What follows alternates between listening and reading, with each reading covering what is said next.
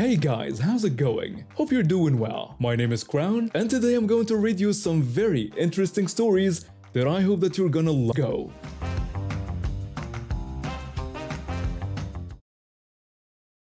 I'm 16, and my dad just died, and I feel like I'm drowning in a sea of grown-up problems. Let me back up a bit. My parents split up when I was little. It wasn't pretty, but they worked out this deal where I'd spend 1 week with mom, 1 week with dad. Mom got legal custody, but dad was always a huge part of my life. He was my rock, always there for me no matter what. Dad wasn't perfect, he had his issues, sure, and there was some legal stuff going on, and I never got the full story, but I knew he had a lawyer handling it. But to me, he was just dad. The guy who taught me to ride a bike, who cheered the loudest at my soccer games, who always knew how to make me laugh when I was down. Then a few months ago, dad sold his house. Said he needed a fresh start and he put most of his stuff in storage but kept the important things. His PlayStation 5, some clothes, his favorite watch. I didn't think much of it at the time. I was just excited about the idea of him finding a new place, maybe somewhere closer to my school. But then, God, it's still hard to talk about. Dad got sick, really fast. 1 minute he was fine and the next he was in the hospital. I was there when when he left us. It was the worst moment of my life. I thought that was as bad as it could get, but I was wrong. My grandmother, dad's mom, she started acting weird right away. Like, before we even had a chance to plan the funeral, I caught her going through dad's things, taking stuff. Memo, what are you doing? Oh, honey, I'm just tidying up a bit. Your father would want his things to go to good use. But shouldn't we wait? We haven't even had the funeral yet. Now, there is no sense in letting good things go to waste. I'm sure your father would agree. I didn't know what to say. I mean, this was my grandmother. She was supposed to be on my side, right? But something felt off. It got worse when I realized she was giving dad's stuff away. His PlayStation 5, his clothes, even his jewelry. I tried to stop her, but she just brushed me off. I'm doing what's best, dear. Your father would want his family to have his things. But I am his family too. What about my stuff? I had things at his place. Oh, that's all in storage. Don't you worry about it. But I did worry, because when I asked where the storage unit was, she wouldn't tell me. Said it wasn't my concern. But it was my concern. My whole life was dad was in that unit. I called mom crying. I didn't know what else to do. Mom, Mama was giving all dad's stuff away. She won't let me get my things from the storage unit. What do we do? Oh, sweetheart, I am so sorry. We will figure this out, I promise. Mom tried to talk to Karen, but it didn't go well. Look, I know this is a difficult time for everyone, but you can't just give away all of his things. His daughter has a right to them too. I am his mother. I know what he would have wanted. But there is no well. You can't just decide, I can and I will. Now, if you'll excuse me. And that's when Mom started looking into legal stuff. Probate, she called it. But it was taking time, and every day that passed, I was scared more of our things, were disappearing. Then I remembered Dad's lawyer, the one who handled the custody stuff that was working on Dad's current case. I knew there was some money left over. A retrainer, Mom called it. Maybe he could help. But when Mom called him, things got even weirder. Yes, I'm calling about the estate of my daughter's dad. I understand you were handling a case for him? Yes, that's correct. But I'm afraid I can't discuss the details with you. I understand, but his daughter is a minor, and there are some concerns about his mother giving away his possessions. We were hoping you could help. I'm sorry, but I've already been in contact with the dad's mother. She's requested that I return his phone to her. But is that legal? You know he has a daughter, and there is no will. I'm just following the instructions I've been given. By whom? He's gone and his mother isn't his legal next of kin. His daughter is. I'm sorry, but I can't discuss this further. I was in shock. This lawyer knew about me. He'd helped Dad fight for custody of me. How could he just ignore me now? That's where things stand now. Mom's still trying to figure out the legal stuff, but it's slow going. Every day I feel like I'm losing more of Dad.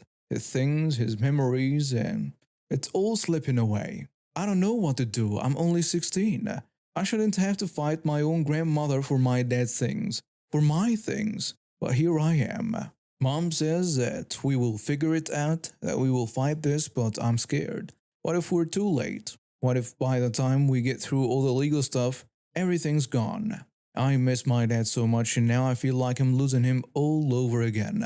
I started doing my own research. Turns out, there are laws about this kind of thing. Laws that protect kids like me when a parent dies without a will. Mom and I took what we learned and went to see a different lawyer.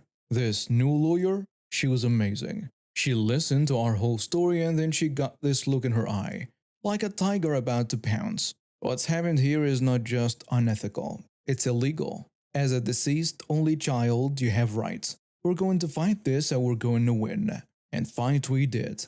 We filed for an emergency injunction to stop Karen from giving away any more of that stuff. We demanded an accounting of everything she'd already given away or sold. We even reported Dad's old lawyer to the Bar Association for his shady behavior. It wasn't easy. Karen fought us every step of the way. She tried to paint herself as a grieving mother just trying to honor her son's wishes, but that wasn't flying. The look on Karen's face when the judge ordered her to return everything and give us access to the storage unit? Priceless. But the best part came when we finally got into that storage unit. There, among Dad's things, was a letter. A letter addressed to me. Dad had written it just after he sold the house. He talked about how much he loved me, how proud he was of me, and at the end he wrote, "If anything ever happens to me, kiddo, remember this. Everything I have is yours. Don't let anyone tell you different. You're strong, you're smart, and you're a fighter, just like your old man." I cried when I read it, but this time they were good tears, because I knew no matter what, Dad was still with me. Oh, and last I heard, Karen was facing charges for theft and interfering with an estate. Turns out giving away a dead person's stuff without permission is a big no-no. Life's not perfect, but I'm getting through it. One day at a time, just like Dad taught me. I'm a freelance developer and I've been cooped up in my apartment for days, working on a big project for a new client. My friend who works as a mechanic had been pulling long shifts at the garage. We were both in desperate need of a break. So when Friday rolled around, we decided to take the afternoon off and grab some lunch together. My friend picked me up in his beat-up sedan, not the fanciest ride, but it got the job done. We didn't have a specific place in mind, just drove around looking for somewhere new to try. As we cruised down the main road chatting about our week, we hit unexpected traffic. It was odd for that time of day, but we didn't think much of it at first, and that's when things took a turn for the bizarre. We found ourselves stopped next to this flashy red Ferrari. Now, seeing a car like that isn't an everyday occurrence in our town, so it caught our attention right away. But what really grabbed us was the woman behind the wheel. She was probably in her late 40s with bleach blonde hair and designer sunglasses perched on her nose. And man, was she mad.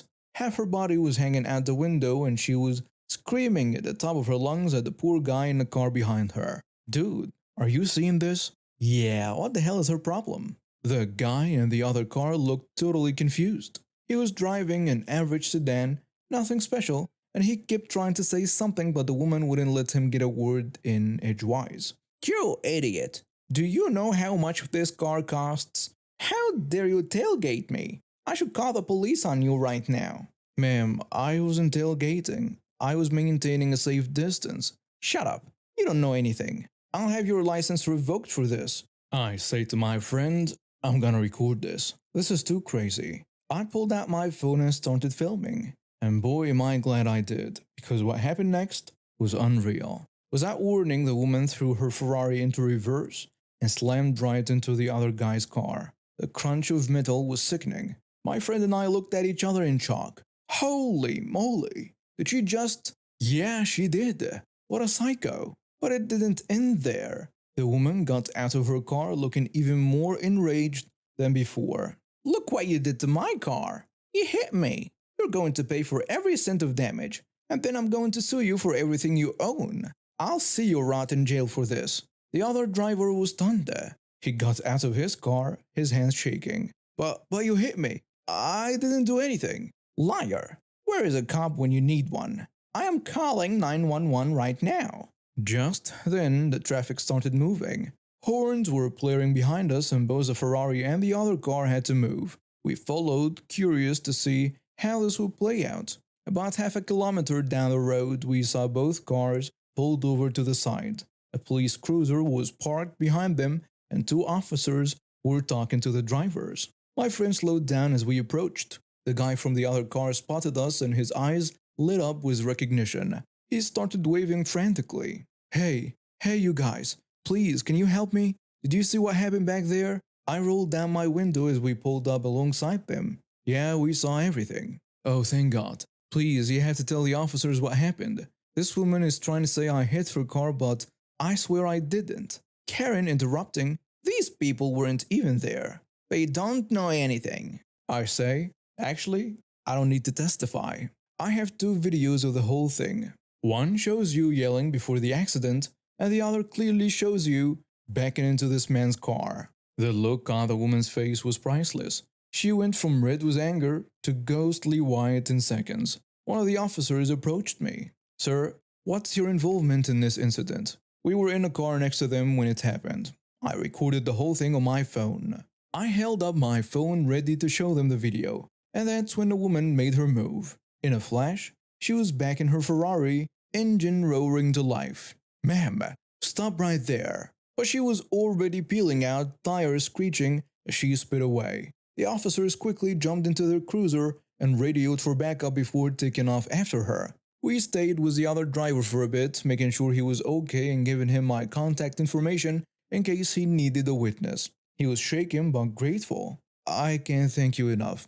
I thought I was going to be in serious trouble. There is no way I could have afforded to fix a Ferrari. No problem, man. I'm just glad I could help. We left shortly after, finally continuing our search for lunch. But our appetites have been replaced by adrenaline and disbelief at what we just witnessed. A few hours later, I got a call from the police station. They asked if I could come down and give a statement, which I did. And that's when I learned the full extent of what had happened after the woman fled. Apparently, in her desperation to escape, she'd sideswiped three other cars and run two red lights. The chase ended when she lost control trying to take a turn too fast and rolled her Ferrari into a ditch. She was taken to the hospital with minor injuries, but the real damage was to her ego and her wallet. The officer I spoke to couldn't hide his satisfaction as he filled me in.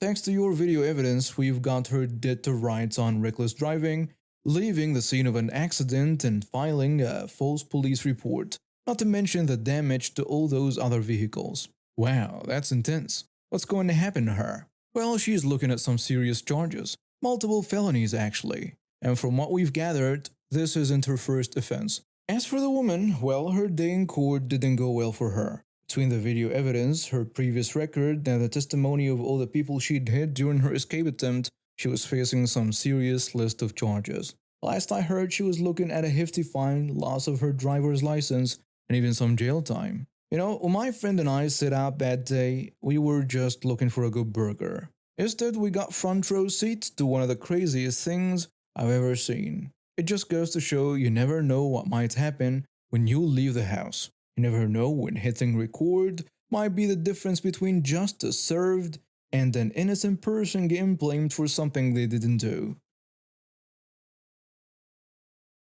I was born different, and that's all it took for my life to become a living hell. From the moment I was adopted, my parents treated me like I was broken. They'd yell at me for not making eye contact, for flapping my hands when I got excited, for being too quiet or too loud. Nothing I did was ever right. When I was 5, a doctor finally put a name to it: autism. But instead of helping me, that label just gave my parents more ammo. Why can't you be normal? They'd scream. We didn't sign up for a defective kid. School wasn't much better. The other kids thought I was weird and the teachers didn't know what to do with me. I'd get overwhelmed by all the noise and lights, and sometimes I'd have meltdowns. That just made everyone treat me worse. But here's the thing, I wasn't stupid. Far from it. By the time I was 13, I was taking college-level courses. The material came easy to me, and for once I felt like I was good at something. But even that became a problem. What's this? College classes? You think you're better than everyone else now? Mom yells at me. No, I just... Don't talk back to me. That's when she started hitting me. It wasn't the first time she'd gotten physical, but now it was happening more and more. I couldn't take it anymore. So one night I packed a bag and just left. For 2 years I was on my own.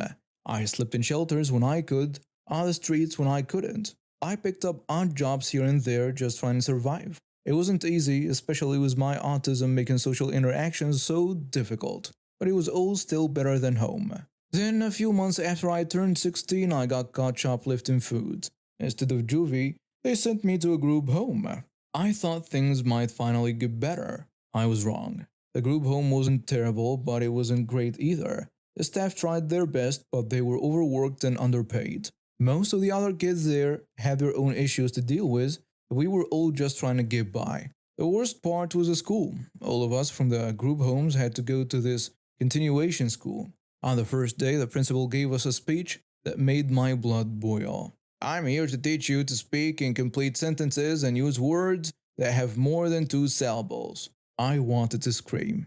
How dare he talk to us like that? He didn't know anything about us or what we've been through. Just because we were in a group home didn't mean we were idiots. But I was so tired, tired of fighting, tired of having to prove myself over and over again. So I decided to do something different. If they thought we were stupid, fine. I'd show them stupid. For the next few months, I played the role of a complete airhead. I asked the dumbest questions I could think of in class. So, like, if Earth is round, why don't we fall off the bottom? That's not how gravity works.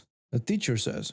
Gravity? Is that like when something's really serious? I made ridiculous mistakes on purpose, talked in a Valley Girl accent, and generally acted like I didn't have two brain cells to rub together. And you know what? It was kind of fun. For once, I didn't have the pressure of trying to be the smartest person in the room. And weirdly enough, it made me more popular with the other kids. But then came the creative writing assignment. I don't know what it was about that day, but something just clicked. I wrote a story about a boy who lived in the jungle and became friends with an alligator. It was really about toxic relationships and how people can hurt you even when they claim to care about you. I poured everything I had into that story. The next day, I got called to the principal's office. He was sitting behind his desk, my paper in his hand, looking angry. Where did you get this? What do you mean?